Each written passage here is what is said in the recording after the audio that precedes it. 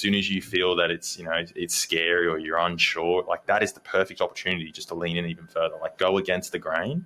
Don't just try to go back to your little comfort spot. And a lot of guys' comfort spot is being on site, being with the boys.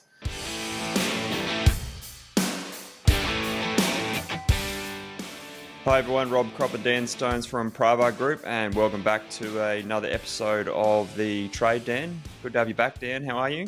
Hey Rob, hey everyone. Yeah, great to be back. Looking forward to today, another episode where we're doing a client feature. So yeah, love these and looking forward to get stuck into this one.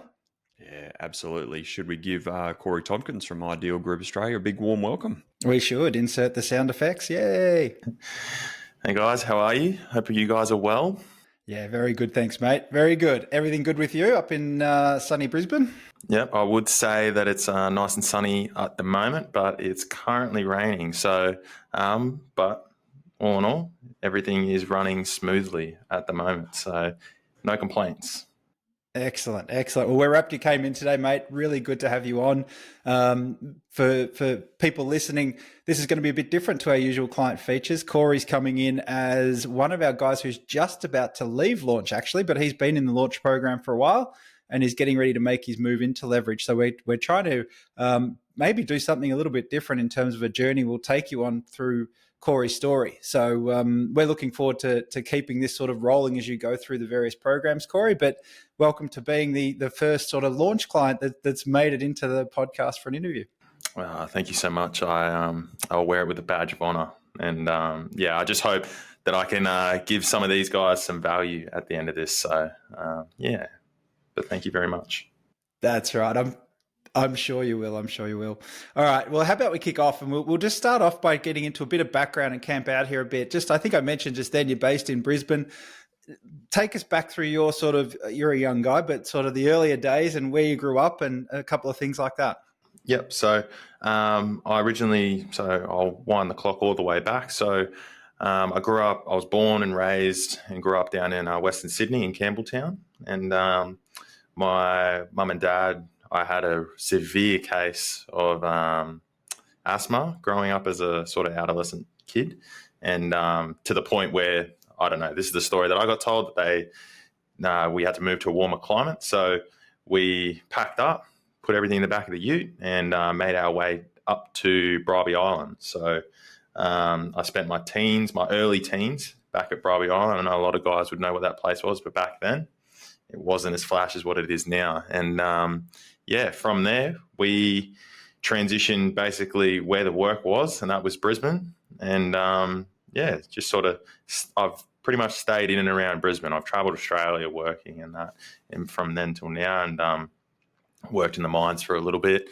And so that was sort of the crux of my childhood and earlier on before I started the path of business. Yes. So what do you identify as in terms of New South Welshman or Queenslander these days? Queensland through and through. Queensland through and through. Most of my family is still down there, but Queensland's my home and it's where I will stay. Nice. We'll get into the working background a little bit later on. What about family growing up? Have you got a big family, small family? What's sort of been the background with family for you? Yep. So mum was one of 9, dad was one of 4. And really I've only got one other sibling, just my older brother. So we're both in the industry, both in construction in the industry, and we've both taken our own separate paths. And it was really just the back of our old man and mum. And, I would say, we were sort of born into it to a degree.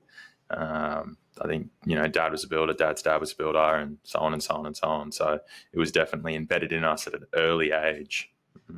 Was dad, did he run his own business as well? Did you come from obviously construction, but small business was always in your family or large business as it was? Yeah. So we, right at the start, so pretty much for as long as I can remember, it was always a case that my dad was a business owner, and my dad's dad was also a business owner in construction, whether it was developments or construction or selling material. We always were touching, and doing renos and flipping houses and all that sort of fun stuff. That was all part of our childhood. So I swore to my wife when we started to go down that path, that I swore to her right then and there that we would not renovate and live in the same house, because it sort of scarred me through my childhood. That was the constant, going to sleep and waking up with gyprock dust on your bed and all this sort of stuff. It was just, it wasn't fun. So, and all the moving. Oh yeah, constantly moving. Every time that the house got to a point where it was presentable and nice, within a few months you were packing up and going again. So, yeah. I remember when me and my wife decided to get our first place, I said to her, "This is it." I said, "We're doing it, and we're going to live in it. It's going to be done. I'm not living in a half renovated house." It was just, yeah. Yeah, this is a home and shall not be called a reno for as long as we're here. Yeah, it is the truth. It is the truth, though. Everyone says, "Oh, it's so good if you marry a carpenter or a builder, you can do whatever you want." The reality is that you're just always living in a half-finished house. Yeah, for sure. What did you take out of that experience? I think, Rob, you're a product of your dad was in his own business. My father was in his own business. I think there's a lot of lessons you get from watching when you're young. Your parents go through what this journey is that you're on now. What did you take out of that journey, and what was your sort of initial relationship to having your own business? So basically, my old man, he was very, very, very adamant, very determined with business. But I would definitely say that he was a much better tradesman than he was businessman. And it's taken me up until my adult life to really acknowledge there is a complete difference. It becomes less about how physically, don't get me wrong, you physically need to be able to be good at your job to elevate you to, get to that point or get the money and all that sort of stuff. But I think as you go along the journey, you soon realize that it becomes less and less about how physically good you can do your job, whether it's carpentry, plumbing, electrical, whatever it is, it doesn't really matter. And it becomes more about how you manage people and run a business. And yeah, he didn't really, turn a blind eye to finances and turn a blind eye to ATO debt and super, and never I rarely ever saw him ever pay himself super. And yeah, it was just that really old school mentality approach with it. Yeah, long days, like 12-hour, 14-hour days every day, 6 days, 7 days a week. That was the mentality. And that's sort of what me and my brother sort of grew up on. And it was just the norm. We never looked at it as a downfall, or we never were saddened about it. It was just, that was the life that we lived. That was very normal for us to live. Mm. How do you think those moments shaped you, though? Like seeing that growing up, it's sometimes that what we see as in our early years, we all sometimes follow a similar path, or sometimes we make a decision that we don't want to go that path, and it helps shape us into who we are. How do you think those moments in your upbringing really shaped you into who you are and why you do what you do these days? Yeah, so I'll touch base on this again later on, because it was a bit of a pivotal point for me. So in 2021, my old man passed. It was before I touched base with Pravar. I was still running my own business, and I'll reiterate to everyone that's listening as well, is that the business that I have now was never handed to me. I didn't get it given down. There was no, influx of funds, or there was nothing. It was a clean slate. It was straight cut through. I got my own ABN, went to the accountant, everything like that. So when my old man passed and I was already in motion of doing my own thing, I sat down and I wrote down a list of things that I wanted to keep and things that I didn't want to keep.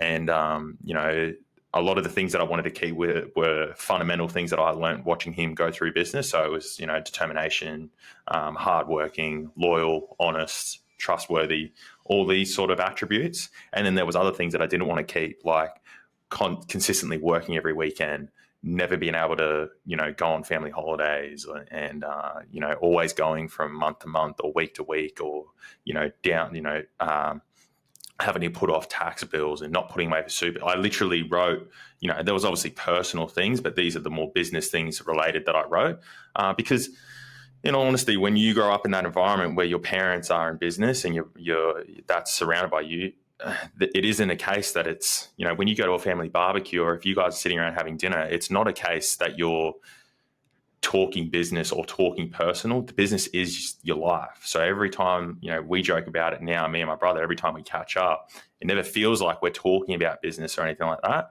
To anyone else, to any normal person that's just an employee or something, they would hear the conversations and be like, oh, these guys are just rambling on constantly about business and they're just talking about work. For us, that's just how we grew up. Like, we were constantly just talking about work. So so that's sort of what I did. And that really, doing that really helped me list out the key things that I wanted to keep and it sort of helped me pivot in that direction. And obviously reaching out to Pravar, going down that journey, has even, elevated that to another degree as well.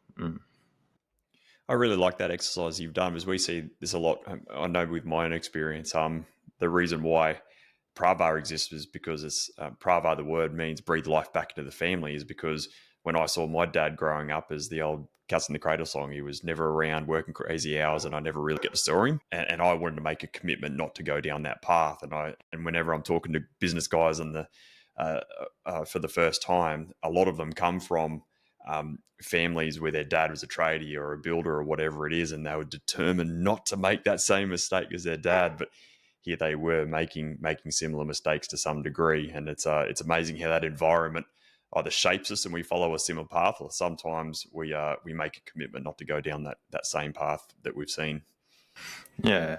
And I think the biggest thing, just touching on that before we move on, is I feel like a lot of guys, they get started because of that with their parents. They go down that path. It's the norm. Because for me, as I said, I didn't look at it as, every time he went to work on a Saturday and Sunday, I never sat down and was like, oh man, I wish my dad was here. Wish this, wish that.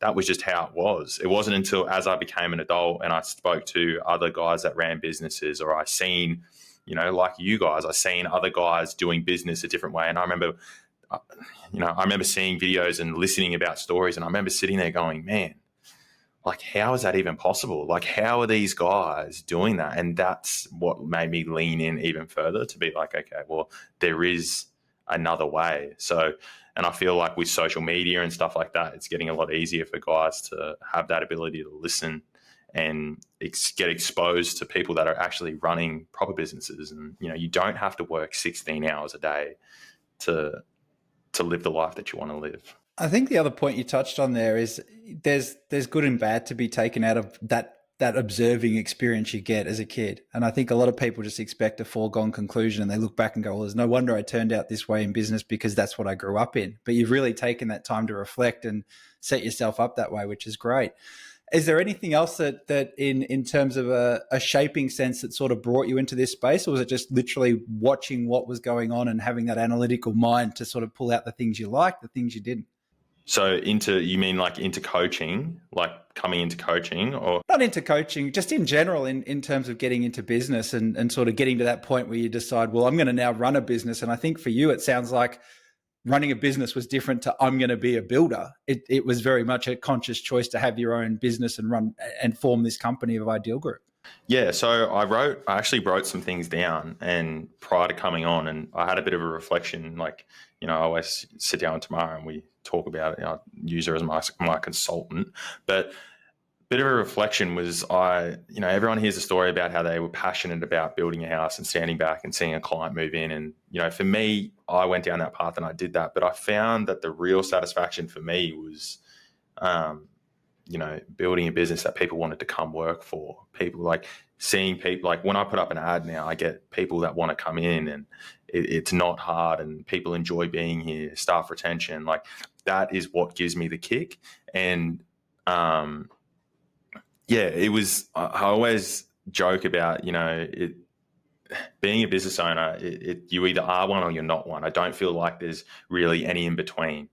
And for me, I was lucky enough that I knew earlier on that it was something that there was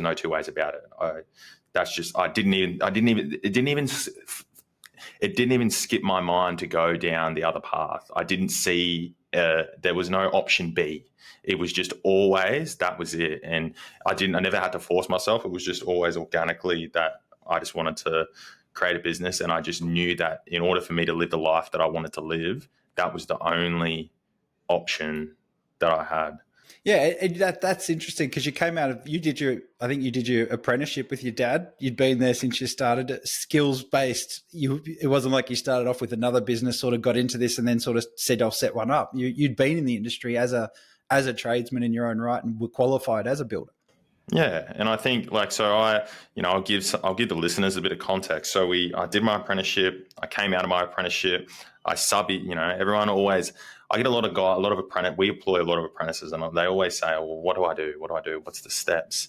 And there really isn't any golden ticket. But it was, I basically got qualified. I got my ABN. I went out there with a trailer and a ute like everyone else, and I slung my hammer for about 5 years, just going around town, working for different builders, working for clients, picking up work on weekends, Saturdays, Sundays, you name it. I was doing it all, and I just got my first apprentice and all that sort of stuff. And then, I just slowly over time started to build it. And it was, for me, it was work, but I always just knew that there was always a bigger picture. Was it what you wanted when you started going through that journey, or did you find there were struggles and challenges? Like, was it like, geez, I knew I said I wanted this, but I wasn't sure what I wanted when I said it? Oh man, there's been many a nights where I've sat on the edge of bed and have cold sweats, and it's everyone likes to hear the roses, but what's the good old saying? Everyone likes to eat a sausage, but no one likes to know how it's made. That's the reality of it, and for me that was it. I was in those moments of frustration, or money was tight, or I was losing money, or X, Y, and Z, there was still no option B. As much as my wife was great, like we were only dating at the time, but and she used to always say to me, "Oh, you could just go and do this. You could just go and do that." I could always just fall back on saying to myself, "Well, I could always just go and get a job. Like that's I could just go and get a job. It's fine. Like I've got time." And I just kept being persistent, and there was it definitely wasn't an easy feat, that's for sure. And getting my builder's license, that was a massive thing as well. That was not easy.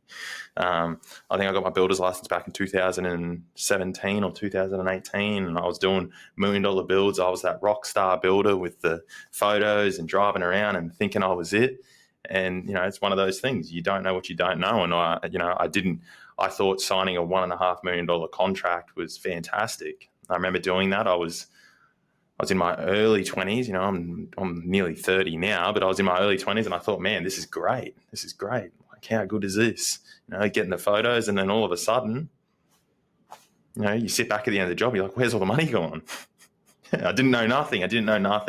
And so that was all a journey on itself. And that's also I know we'll continue, but that was also hard, going from dealing with B2C and then going from now we deal strictly only B2B.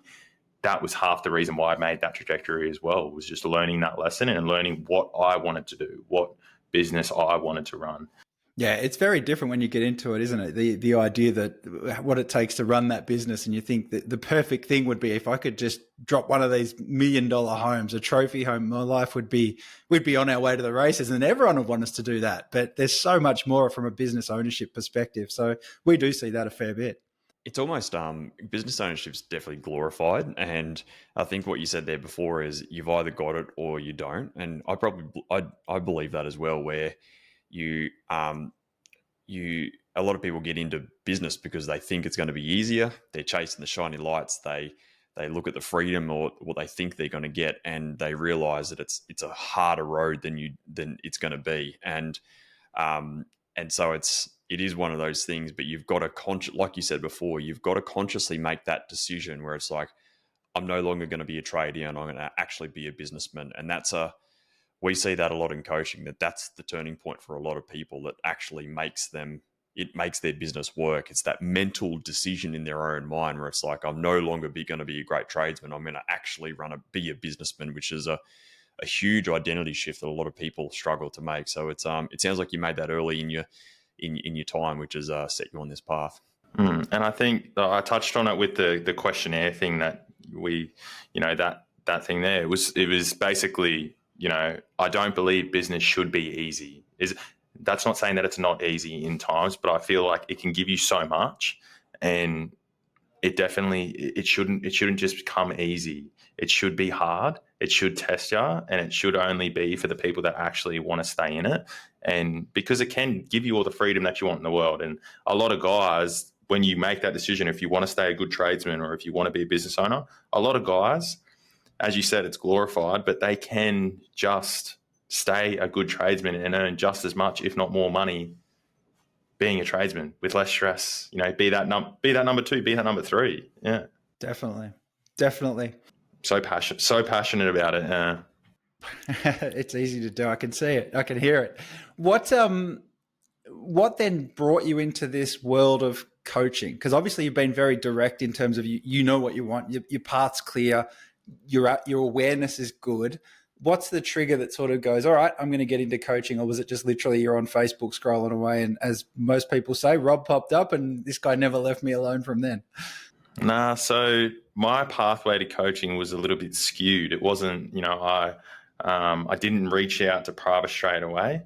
It was always there, and I did a little bit of background research. I can't remember the full, I can't really remember, but I remember just seeing a few of the companies that you guys were, you'd worked with. And I remember doing a bit of a diving deep into those companies as well. Before I even reached out, I remember just looking into those companies, how structured are they?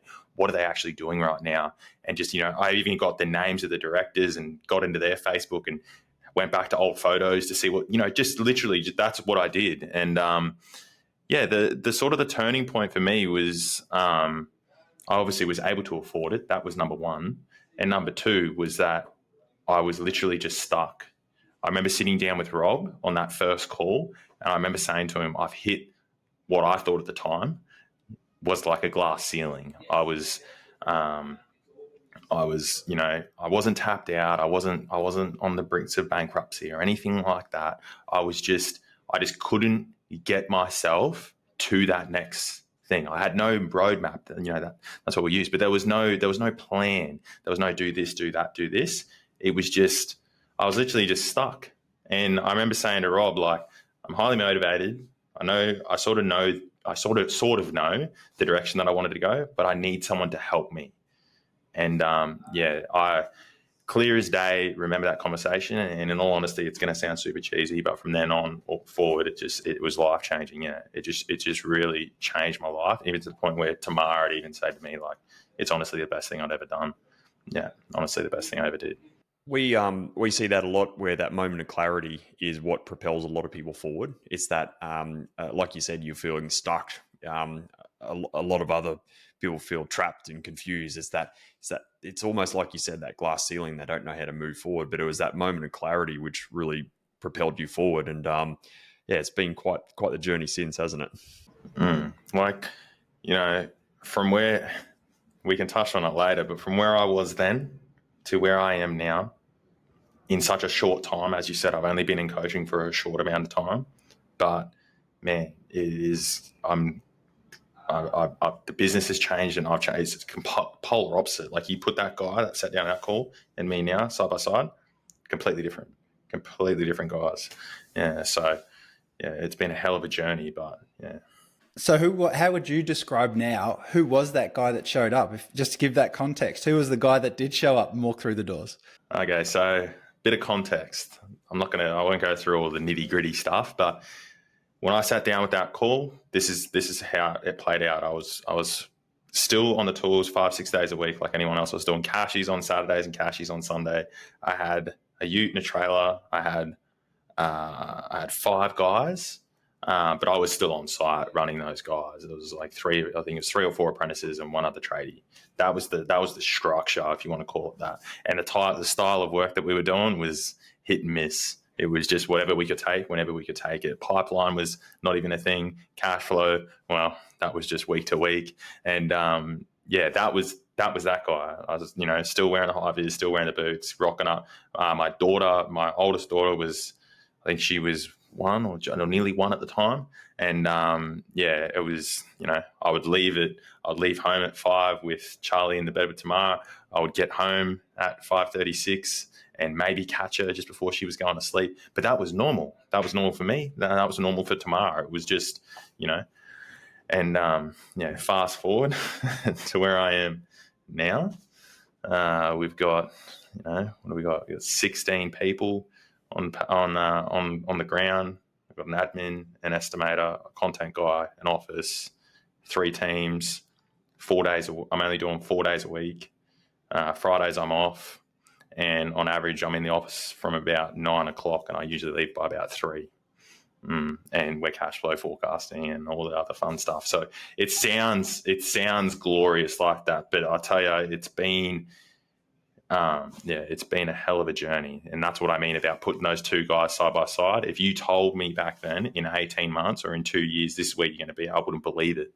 I just wouldn't believe it. I'd be like, oh, that'd be mad. But I just wouldn't believe it. I think there's so much in that, what you've described, and you've done it so well. I think there's the idea that what you've already talked about, which is being driven. That obviously is a big part of this. You've got a drive and an idea if there's somewhere you wanted to go. When you came through the doors, you weren't necessarily sure what that was. Secondly, I think there's a huge work ethic to go, well, I know there's a price to be paid and there's a realism to what you're getting in for. You're not just sort of wishing and hoping that this is a magic bullet. But I think the third thing, which I'd love to talk about, is your ability to execute. Because it's one thing to hear all of this, and you think, even we've had guys that come in exactly where you are, hear exactly the same information, have the same knowledge base, but fail to put it together with execution. So talk to us a bit about your approach to execution, and stick with the business side, and then we'll talk a bit more about where this execution aspect of your world comes in. Yeah. So, well, I'll go back to day one. So when I got off the call with Rob, I literally remember getting off that call, going into the kitchen, looking at Tamara and saying, this is what I'm doing. I said, this is it. This is what we're doing. She didn't ask me about the money. She didn't ask about anything. I just said, this is what we're doing. She said, okay, let's do it. And it just, I don't know. I can't really put my finger on the actual thing. It was just a light bulb, a switch just flipped. And, I know we're going to go just business, but if I just touch on the personal aspect of, well, I can tell you it goes hand in hand. It literally goes hand in hand. Like, as I sort of said previously, it was in order for me to go all in on business and execute day in, day out, I had to be 100%. I couldn't be going out on a Saturday night or coming home and punching 7 beers and then rocking into a call on Tuesday.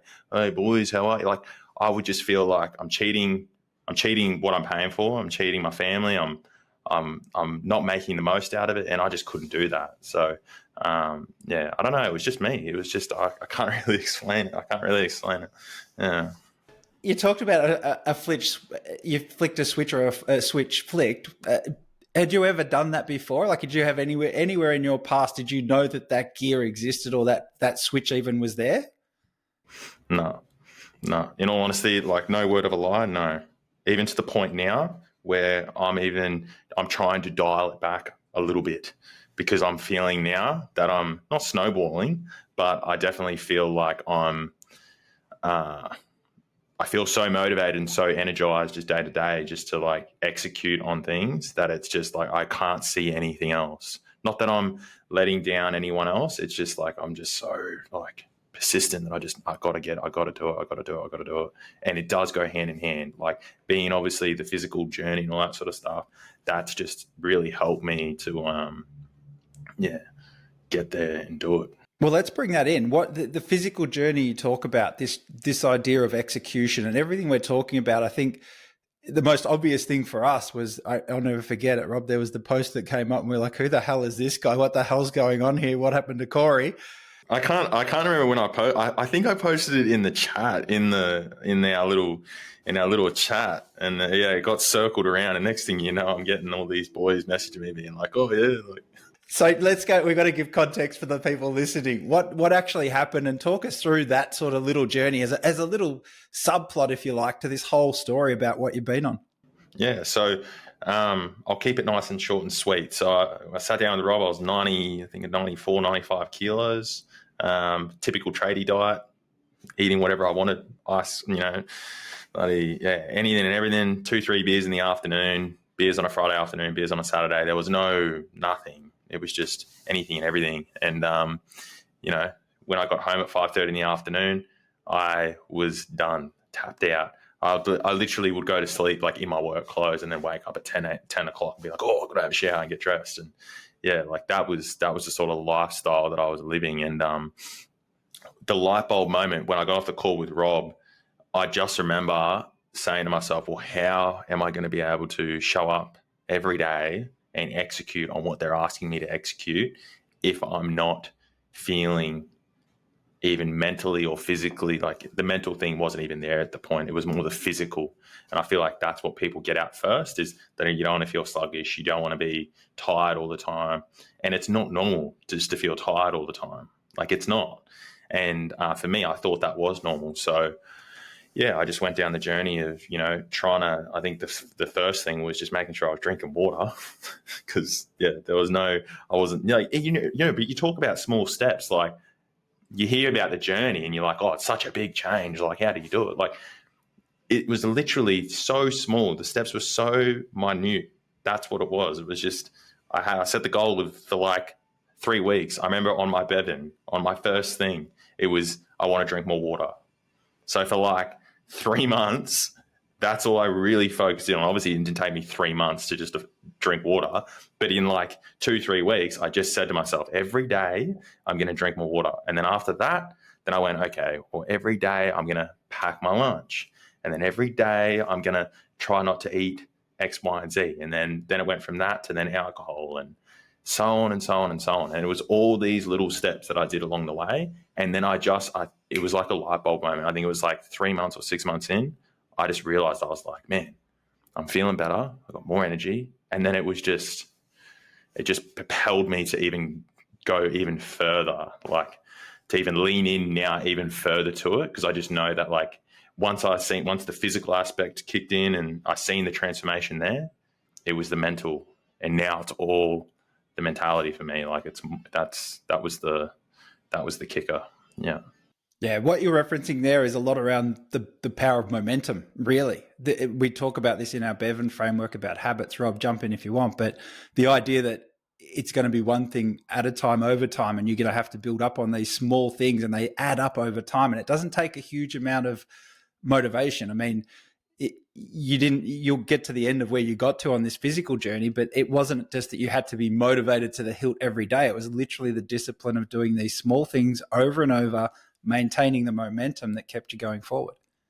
And I know, Dan, you were trying to compartmentalize business and the personal journey that Corey's had, but it's actually really hard to, because in coaching, this is why we have so much success, and you've seen it through our previous stories we've told on the podcast, that they go hand in hand, that business transformation and personal transformation go hand in hand together, because the more that you work, we call it our Bevan framework, where you named after Michael Bevan, the cricketer, the more you focus on your daily success habits and focus on hitting something every day, every week, and changing those personal things, flows through into the business, and then the business changes flow into personal, and they all go hand in hand. And every story that you've heard here on the podcast, you would have noticed the common thread is that the business changed once the owner had made the decision to change. And the more that they changed, that reflected in their business. And so I know you were trying to do it, Dan, but it's so hard to keep them separate because it's so intertwined. I mean, coaching for us is not just hard-nosed business coaching, it's life and personal coaching combined with it, because that's what creates the ultimate change along the way. Yeah, and I like the fact that we've landed here, because it's when you try and describe it, if you're listening and you haven't experienced this or you haven't gone down that path before, you've got one or the other. So it's always sort of, you try and explain one, but when you talk to people that are in this journey, that live in this space and occupy coaching and in this sort of world that we live in, there's no delineation. You always end up blurring the lines. It always comes across as, well, the mind, the energy, all of that plays a part in business and personal stuff. So yeah, it's a great point. And we're not PTs, we're not health guys, we're not wellness people, but all we're doing is asking the question, going, how are you showing up every day? Are you showing up as the best version of yourself? And what fundamental habit do you have to change this quarter which is going to make you a better person. And just by asking those really powerful questions, which is the role of a good coach, is to ask the question, and then the person getting coached, in Corey's instance, can make that decision to be able to go, well, this is what I'm going to do to improve myself. And then they go on that journey to implement like a champion. And so, we're not experts in health and well-being, are we, Dan? But we're just very good at asking good questions. Corey, and this is the thing, right? A glass of water or drinking more water leads to packing a lunch, leads to where it goes. What happens next? And then it was just obviously like trying to get into the gym two days a week. And then, the next challenge is, a lot of the listeners will go, well, I don't have the time for that. But then that's what I mean about the coaching and leaning in. It's like, okay, well, if that's listed there, then you work out a way to make time, do it. And that was another thing. Then I was like, okay, well, if I want to set this, if I want to do that, whether it's 2 days a week or whatever, I'm going to make the time to do it. And then, I would allocate that thing as like, it was like, that's what I needed to do on that day. And then the next thing was like, okay, well, I can do that 2 days a week, then I'll do 3 days a week. And then, okay, well, now I've got that down. And then it was so on and so on, even to the point where if everyone wants to get context, like my one now is social media. It's like my phone, like that's a common one that I see amongst the group as well, is trying to kick that bucket. And, that one is probably the hardest one for me, because it's always in your face. So, but that's something that I'm working on currently right now. So, it's not always about, drink more water, get in the gym and trying to get a six pack. Like, that's not what at the start, that's what I wanted. I wanted to lose a little bit of weight, but as soon as I started to see it benefit the business, that is what just fed it even more. And that's sort of what I'm saying. It wasn't that I was chasing a physique or trying to get on stage, do X, Y, and Z. That's not what that's what it turned into. Like, that's what I got, but it wasn't it's not the end result. Yeah, it sounds like you fell in love. There's this idea of falling in love with the process and not the result. Yeah, that's it. And I think that also goes hand in hand with business as well. That's what I was sort of saying before about, you either are a business owner or you're not. And I feel like the guys that are in it, it's not always about that end result. It's, you just love the game that we play. And the game isn't always fair. It's not always pretty or the best, but hey, we love what we do and we love the nitty gritty of it. And you sit back at the end of it, you go, wait, isn't this fun? What we see in you is this whole no excuses mindset. That's what we see, where there are no excuses. Once you make the decision in your mind, you're going to do it. You have that high levels of accountability just to get in and get the job done. And you have a zero tolerance for excuses. Talk us through a little bit about that mindset that we can see in you. Talk us through that. Yeah. So the no excuse mindset, it's not about, I just want to reiterate to the guys that are listening as well. It's not that, I've got 2 kids of my own. Life is not perfect. Every day there are challenges that come in. Kids get sick. Like last night, one of our dogs had a seizure. There was all these things that come in, external things. So nothing's ever perfect. But I think my no excuse thing that I have is just, I will make a way to get it to work. I will find a way. If it's not perfect today, even if I don't give it 100%, I'll give it 10%, or I'll try my best and just stay consistent with it. So, a prime example, everyone says, oh, I don't have an hour to go to the gym, or I don't have half an hour. Like, there's been days where I'll literally walk in for 10 minutes and then I'll walk out. But that whole mentality of going there, getting out, going in, walking for 15 minutes and getting out, did it do anything? Probably not.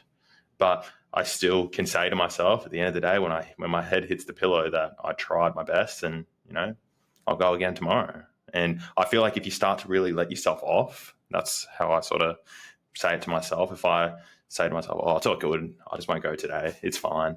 It's not that it's not that I'm trying to be weak or anything like that. It's just like, I just want to give myself no excuse to do it. I'll work out a way. If I've got to sacrifice a little bit of sleep, if I've got to do X, Y, and Z, like, I just do it. And so that's my approach. But as I've sort of said to some of the boys as well, like, that's just how I am. That's not how everyone needs to be. Everyone's got their own way that they like to do things. Yeah. But that's just me. It's just me. I don't try to put it on. I don't try to be a certain thing. That's just me. I don't know. I think it's a good point. This isn't a directive or a way, and Rob, you touched on it's not the way we coach it. It's just your journey that you're sharing what has worked for you and what is good. And I think that idea of no excuses for you is more around even just the idea of most people get it backwards. I think it's okay to skip things if it means that they're not going to suck at it. But really it's the other way around. It's okay to suck at it, but it's not okay to skip it. That's really the mentality that you've taken and the value you've put on developing. Yeah, and that's the approach with coaching as well. It's not always about being 100% with it or trying to, you got to know it all. Like, no, you just you try your best. If your head's not in it, still attend, still try to give it as much as you can, and then you're ticking the box and you're going again. But I think the most important thing is just doing the best that you can at that point in time with what you can. I think the common thread here is that, and we see this with a broad range of clients that we've got at Pravar, is that the common thread amongst guys like Corey and other guys who exceed exceptionally well compared to other people on other journeys who may not inside or outside coaching, who never really feel like they get ahead. It's the ability to execute or have excuses. And I think it's for the guys that we see in coaching who just do exceptionally well in coaching, they get really clear on what they want. They know why they want it, and they execute like a champion. And yes, they push back and challenge something and go, why are we doing this or why are we doing that? But it's the ability to get in, get on with it, get it done, and get on to the next thing. And that's what helps them move forward faster than they've ever done. Whereas other guys are, I don't know if I want to do this, or is this going to work? There's all this doubt and insecurities and excuses creep in. And that's the thing that slows them down. And as a result, the results aren't there. So it's chalk and cheese. In the end of the day, it's all mindset in the end of the day. It is. And I think it's also then you're leaning into this other key, I think, to what your journey's been so far, Corey, is your strength in decision making. It's making that decision and not sitting on the fence, Rob. It's about getting out there and saying, all right, this is what we're going to do. We're either going to do it or not. It's not about being tentative and going, well, I wonder if it'll work, and I'll watch to see if it works without doing anything to enact or make that action happen. Let's talk about this on a business front, Corey, around some of the key decisions you have made in the last 18 months in coaching. Talk us through some of the real key levers or the real significant decisions that you've made, which has helped you go from you and a handful of guys to where you are today, like you were explaining before. Talk us through some of those decisions and that journey. Yeah, well, the number one decision was getting a coach. That was the number one decision. Shortly after that, it was obviously as we push, getting an admin, and then, the realization of like, okay, well, I've got a small family. I'm not going to get the admin to come to my house. So I was like, okay, I need to get an office. So, if I could put it down to key things, it would be the admin, the office, and now I'm at the point where getting an estimator. They are probably the most pivotal things. But for the listeners, if everyone, I can't afford that, like it's easier said than done. As I said, I'll go back. The admin.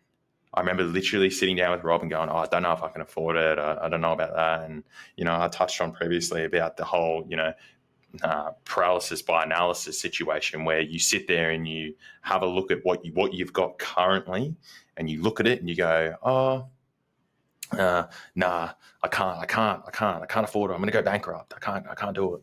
So for me, I just, in having that coach there to be like, listen, do it. These are the examples of people that have done it, and this is where they've got to. So I just, my wife being so lovely that she just said, well, what's the worst thing that's going to happen? You're going to get him in, you're going to have to move him on. So I did it. And that just pulled the lever to buy me back so much time, like literally so much time. And then you go down the journey of like, okay, well, what do you do with your time? And so on and so on. Like it goes on and on and on. So, same when you get an estimator, you, as a business owner, you're just constantly pricing. Then when you palm that off to someone, you sit there and you go, okay, well, what do I do now? So, yeah. And they were the key pivotal things for me to really get me moving in that direction. Talk us through there's a couple of others there in terms of really dialing in your identity in the market you were going to sit in, and also your ability to get off the tools and grow your ground crew. Talk us through those those really two key plays as well.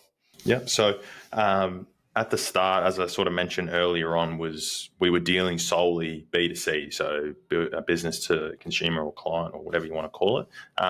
And, you know, I was dealing with Mr. and Mrs. Jones or Joanne or these people, you know, and I just learned earlier on that I didn't like my phone ringing at 8 p.m. on a Saturday night, or, you know, I didn't like that whole philosophy of dealing with B2C.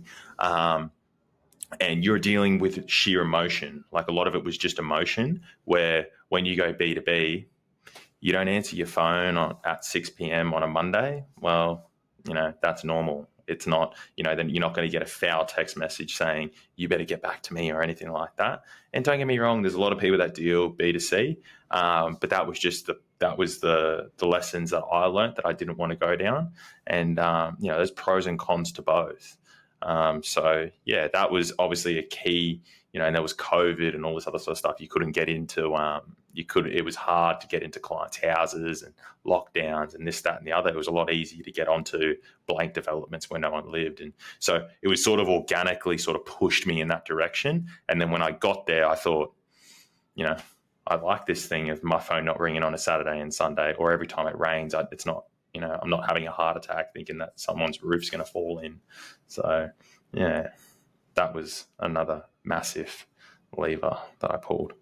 And with team as well, I know that a big part of you said at the start of this episode that culture and creating an environment where people want to belong has been a huge driver for you. Talk us through your journey over the last, say, 12 to 18 months in terms of how you've gone about that. You've obviously grown your team significantly, but talk us through that journey for you in terms of developing your own leadership skills and the desire to really want to build that culture where people want to belong. Still a massive journey that I'm on currently, being, you know, a leader and learning how to talk to everyone differently, because the same way that I talk to my carpenters is not the same way that I talk to my bookkeeper or accountant or admin or anything like that. But right at the start, and I feel like a lot of guys will vouch for this, when I started to make that transition away from being on site, there was a massive turnover of staff.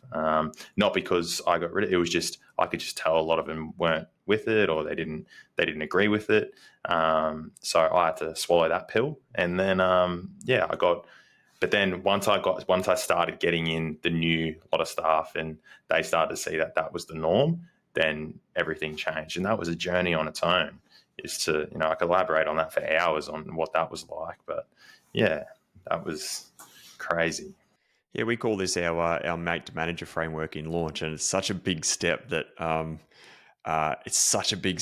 someone in their journey in the trades business has to take, where they're no longer one of the boys on site to start to warn themselves off the tools, and there's this whole guilt, there's this identity change. They're all of a sudden the boys on site and hanging shit on you because you got your soft hands in the office. Like it's such a big journey you've got to go on to be able to give yourself permission to somewhat step off the job site and really start working on the things that matter in the business, isn't it? Yeah, and the guilt, the guilt was the biggest. I literally remember a call where I brought that up, and it was that was the biggest thing for me, was the guilt aspect. You know, when there was 40-degree days and I was in the office, not, in all honesty, there was moments where I would sit there and what do I do? You know? But then I'm like, oh, do I go out to site, like go and help the boys? And I just always remember, like, and this is why it's so important to have people in and around you, is just to like direct me and be like, no, like don't do that, because then you're stuffing up how the guys are on site. And over time, as I lent more into it, and I was like, no, that is true, and I just kept leaning into it even further, I started to realize, like, okay, that is the truth. Yeah, that is the truth. Like now when I go to site, I always joke to the boys, or even builders or whoever I'm dealing with, developers and that, I always jokingly say to them, you know, if you guys see me here, it ain't a good sign. You know, if you see me rock up one day with a tool belt on, no good, no good. Yeah. Yeah, and I love that. I love that slide we teach in launch, where there's that image of the goldfish laying in the chair all sideways. I'm kind of doing it. No one's going to be able to see it, but it's the goldfish all curled up in the chair. And our slide is, when you're transitioning from a mate to a manager, you're going to feel like a fish out of water. And And that's what happens when you go on this journey, which you went on, Corey. You felt like a fish out of water. You felt the guilt. You had to give yourself permission. There were no doubt times you were worried about what the boys are thinking or what they were saying. It's a real mindset shift to be able to work through it. It just takes time, and you've got to really learn to love that new role and be okay feeling like a fish out of water, like we talk about in coaching. Yeah. It's crazy. It's crazy. And like for the guys that are in that part where they're thinking of making that jump, or they're thinking of, I need to do it, I remember writing down, like, it was similar to the other list. I just put like key things that I wasn't going to do. So it was, even a small thing like, okay, I used to get invited for Friday afternoon beers. I cut that out. And that was a massive game changer, if you want to call it that, from that mate to manager thing. I basically put a line in the sand and I cut that out. When I got to office, originally there was beers in the office. I cut that. I pulled beers out of the office. I pulled me going to Friday drinks. It doesn't mean, and this was something that I communicated with the guys as well, it doesn't mean that I'm not their mate. It doesn't mean that they can't ring me and talk to me and stuff like that. But it was just a line in the sand that I wanted to create. And how I did that is I always used to say to them, I got a meeting. I'm doing this. I'm doing that. I'm pricing. It wasn't that at all. And yes, at the start, it was weird. It was a weird feeling. But then over time, what happened? It just, it set the tone. It set the tone. So then when you had to have those hard conversations, you're not having it as a mate, you're having it as their boss. And I think, yeah.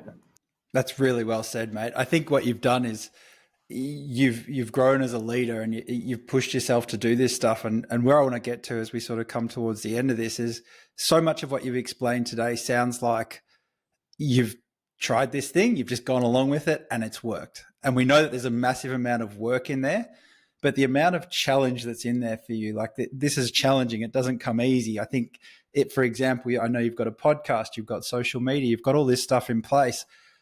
This isn't easy for you to do. You're not naturally like, hey, I'll just start a podcast. Hey, I'm just going to become a manager after being a mate with everyone.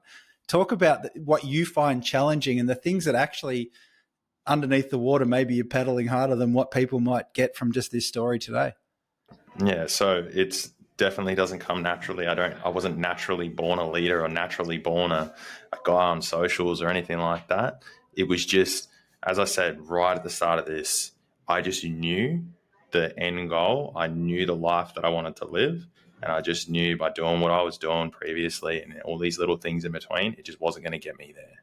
Hence, and that was it. And I think going along the journey and being a part of a process or a coaching or whatever it was just that just helped me, having that roadmap there and those steps there to say, okay, well, this, if you want to live this life, everyone says, oh, I want to be a millionaire. I want to drive a Lambo. I want to move over to Europe for 6 months, whatever it is. It doesn't matter. Once you have that picture there and you want to get there, okay, well, that's all good and well. We talk about this in the thing if you guys listen, but it's how you actually going to get there. It becomes less important about the dream, but more about the steps on how to get there. And, so that was the game changer for me. It was, I always knew what I wanted. And once I made that call to have those steps in place, it just enabled me to every week and every month just change the person that I was. The guy that's sitting here on this call now, that's talking with you guys now, isn't the same guy that was around 4 months ago. So, constantly evolving. And yes, it doesn't all come naturally. I don't just naturally know how to speak to my admin or know naturally how to, have a team. We have team meetings now in the office. I've got like 20 people all staring at me and I still get nervous, and I sit there, but you just got to do it and just know that you're doing it for a bigger picture. Yeah. And lean in. You got to lean in all the way. Yeah. We use all these little sayings along the way in coaching, but it's, as soon as you feel that it's scary or you're unsure, like that is the perfect opportunity just to lean in even further, like go against the grain. Don't just try to go back to your little comfort spot. And a lot of guys' comfort spot is being on site, being with the boys, having that banter, but do you really want to do that forever? I don't know. That's a conversation you need to have with yourself. Yeah, for sure. For sure. You mentioned then that you're not the same guy as even 4 months ago. You're just about to leave the launch program and go into leverage, as we said. We'd love to have you back to sort of expand on this journey that you're going on through coaching. And that's sort of our idea. If we were to say to you in 4 months' time, who's the Corey that's going to show up? What do you think? What are you looking for? What are you aiming for? What comes to mind when you think about you in 4 months? I think if I can build a bigger business, play a bigger game, and do the same input that I'm doing, hours and days, I'm a happy man. If I can still work on my health, work on business, be there for my kids, my youngest one has just started daycare now as well, so I'd like to be a little bit more involved with that, with the drop-offs and the pickups and stuff like that. And that to me will be perfect. And I don't feel like that's not me being dramatic either. So if I can play a bigger game and do all that and have the same sort of input, that's it. I hope I don't sit back in 4 months and be doing 60-hour weeks, because I know Rob will slap me over the face and be like, that's not what we're about. Yeah. So, yeah, I know. So, yeah, that's it. I know the journey that's in front of you. It's I can't wait for the next few months in front, because it's as we talk about in leverage a lot, it's going forward. It's not about how hard you work. It's about how well you lead. And leverage has got the foundation set now to really scale team, not time. And there's nothing stopping you double, tripling, quadrupling your business and still working the same amount of hours, because it's not about more hours in creates more results out. And so, we can't wait to get you into leverage and really develop those soft skills to be able to help you really take this business to another level, which is awesome. No, super keen. Hopefully everyone can listen back to this and we can go through all the nitty-gritty stuff in about 4 months. We're really proud of you, mate. You've done an awesome job over the last 18 months. It's been quite the journey, and you've just executed like a champion. And we're really proud of you. And we know you've got a really bright future ahead of you. So we can't wait to see where you take it. And we're stoked for you, mate. You've done an incredible job, not only on the business front, but the way you show up as a husband and as a father and a dad and everything as well. So it's been awesome. As a leader, it's been great. Absolutely. So, Corey, take us out with the rest of this story about this transformation that rocked the Pravar world when it all came through. Yeah. What was going on? It's almost like model category, isn't it? It wasn't photoshopped. No. Anyway, I'll leave it nice and short and sweet. So I start, as I said, I was 95 kilos, and I got all the way down to 71. So that was the final end result. And I didn't stay at 71 because it was just unachievable, but it goes hand in hand. I leaned all the way in, and I wanted to push myself to the absolute limit. Yeah. And I don't think I'll ever go that low again. But that was a journey on itself as well. That was, so. But the photo was you popping, you were pumping your guns, the chiseled abs were out. It was almost like you were modeling. No one knows, but I nearly passed out. Yeah. That's going to be the new Pravar campaign photo. We'll just put photos of that up everywhere if you want to look like this. Yeah, that's it, isn't it, boys? You put the highlights on socials. That's it. They don't ever see the days of just constantly, constant. It was a huge effort, mate, and a lot went into that. But I think it just goes to show, as we said all the way through this, that you stick with it, you lean in, you get some amazing results. So you've done that, mate, really, really well. We're going to let you go.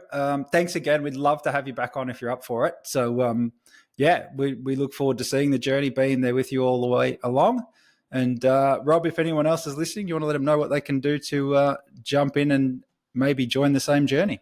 Absolutely. If you've enjoyed today's episode and like with Corey, you've just got to make that decision that you're ready to make some change. And if you're in that position where you've made the choice to make the change, then jump across to strategysession.com.au, book in a time that suits you. And I really look forward to jumping on a call and laying that path for you, giving you that moment of clarity and helping you achieve some amazing things, because it's totally possible when you have the right mindset, the right plan in front of you. So looking forward to chatting to you.